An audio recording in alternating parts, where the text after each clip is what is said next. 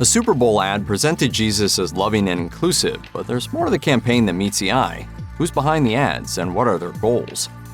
On Sunday, February 11, 2024, an estimated 123.4 million Americans tuned in for the spectacle of the Kansas City Chiefs coming from behind to stun the San Francisco 49ers 25-22 at Super Bowl. And as always, the broadcast was also a festival of advertising, but among the countless ads for snacks, luxury brands, and online services, viewers also encountered an unusual ad featuring vignettes of people from different walks of life washing each other's feet. During the ad, words appeared on the screen. Jesus didn't teach hate, he washed feet. It was the second year that such ads aired for American audiences during major sporting events, and one of two aired during the Super Bowl. The campaign, with its strapline, "He Gets Us," is also a hit on YouTube, where their videos have millions of views. He didn't go to college. I never asked for a raise. But the ads, which are known as the "He Gets Us" campaign, which claims to be apolitical, have proved controversial. As its appearance during the last two Super Bowls suggests, the "He Gets Us" campaign has major money behind it. A Rolling Stone article from February 2024 describes He Gets Us as a billion-dollar campaign to promote and modernize Christianity. As critics have noted, many of the images used in the recent ad feature apparent members of the LGBTQ+ community, and the campaign's official website is open in its messaging that it intends to promote the belief that Jesus loves everyone. However, when ads started appearing in 2022, He Gets Us was a subsidiary of the Servant Foundation. This evangelical nonprofit is, according to critics, a backer of the Alliance Defending Freedom. The ADF is a group with a record of funding legislation described as anti-gay and anti-trans, such as the Masterpiece Cake Shop case, a case in which a Christian bakery owner refused a request to make a cake for a same-sex wedding. I realized right then that this is not a cake that I'm going to be able to design and create for them. The group has also funded legal challenges to same-sex marriage. The Servant Foundation has also been instrumental in pushing legislators to enact measures that curb Americans' access to family planning services, particularly abortion. The foundation enjoyed a seismic victory in June 2022 with the overturning of Roe v. Wade, a legal precedent that ensured the availability of abortion across the United States. As of the making of this video, 21 states have since put limits on abortion or banned it outright, according to the New York Times. Such revelations are especially jarring considering one He Gets Us ad features an image of a woman having her feet washed outside a family planning clinic. But it appears that those attached to the He Gets Us campaign eventually came to realize that the involvement of the Servant Foundation was at odds with the core message of the campaign, which claims to be above the political fray and all-embracing in its scope. Hate is loud. In February 2024, it was announced that the Servant Foundation's involvement in the He Gets Us campaign had officially come to an end.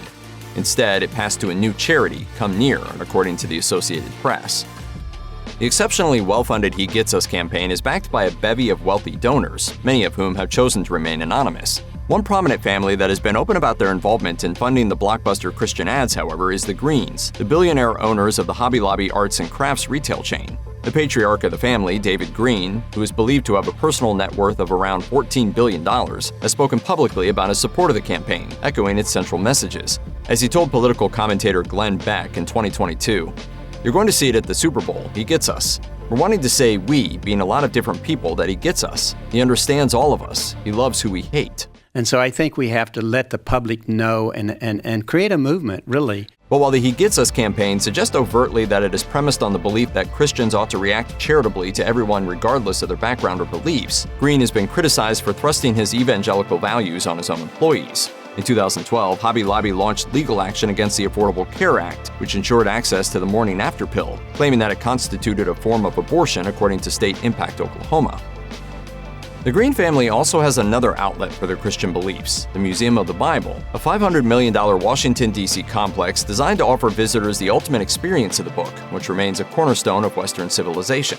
Established as a nonprofit back in 2010, its chairman is Hobby Lobby president Steve Green, who personally sourced artifacts to be exhibited according to NPR. The museum finally opened its doors in 2017, but before long found itself mired in controversy. By 2020, the museum had in its possession around 40,000 artifacts, many of which were believed to have been stolen from the Middle East and to have been brought to the U.S. illegally. When the scandal came to light, the museum was forced to return thousands of objects such as papyrus scrolls and clay tablets to Iraq, Egypt, and elsewhere. The Green family also received criticism in 2020 when it emerged that their nonprofit Museum of the Bible had claimed millions in Paycheck Protection Program loans. The PPP scheme was set up as part of the Coronavirus Aid, Relief, and Economic Security Act to keep jobs in place during the COVID-19 pandemic when many public places were required to shut their doors and cease trading. According to Forbes, the museum claimed between $2 million and $5 million in loans to sustain 249 jobs at the institution. After legal challenges as a result of a lack of transparency around PPP, critics questioned the practice of using public funds to prop up institutions with billionaire backers. Despite the many controversies attached to the Green family and their business, outlets have also reported positive stories about Hobby Lobby, including the fact that all employees get Sundays off, and that at $18.50 an hour, the lowest wages at the company are far above those required by law. In 2022, David Green also announced that he was planning to give 90% of his net worth to charity.